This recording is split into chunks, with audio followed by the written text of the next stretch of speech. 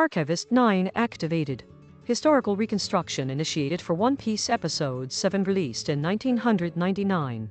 Operations commence with Monkey D. Luffy pursuing new navigation objectives along the East Blue coastline. Roronoa Zoro accompanies Luffy, maintaining partial injury recovery while sustaining combat readiness. The environment includes forested coastal regions, small villages, and adjacent river systems affecting tactical movement and concealment. Nami continues independent reconnaissance, acquiring mapping intelligence and evaluating resource caches for strategic control. Civilian populations maintain neutral positions, providing logistical observation points without engagement.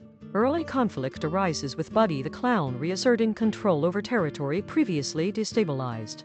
Alvader remains absent from direct operations.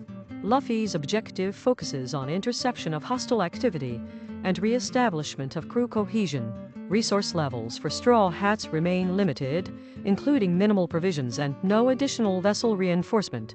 Engagements with hostile entities involve minor skirmishes along coastal approaches. Luffy utilizes basic gum-gum techniques to disable traps and block enemy progression. Zoro demonstrates continued blade control and defensive positioning, avoiding direct confrontations due to incomplete injury recovery. Buggy employs chop-chop fruit-enhanced attacks, creating spatial disruption and increased threat probability. Nami observes from concealed positions, coordinating indirect influence over enemy positioning without physical contact. Environmental obstacles including cliffs, dense foliage, and narrow river passages reduce enemy mobility and provide defensive advantage to Straw Hat elements. Tactical decisions emphasize avoidance, reconnaissance, and selective engagement to preserve strength.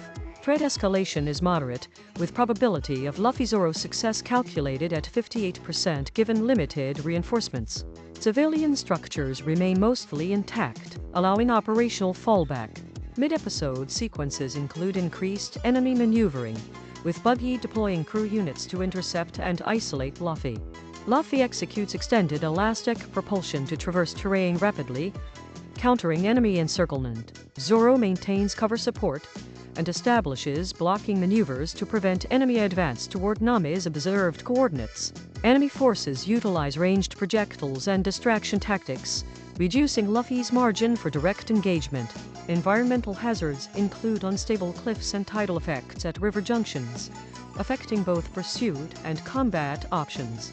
Probability metrics shift favorably for Straw Hats, as Zoro and Luffy coordinate combined positioning to neutralize isolated threats. Luffy demonstrates minor evolution in technique efficiency, but no new devil fruit application is observed. Intelligence collected by Nami indicates future enemy patterns and potential stronghold locations, increasing strategic advantage.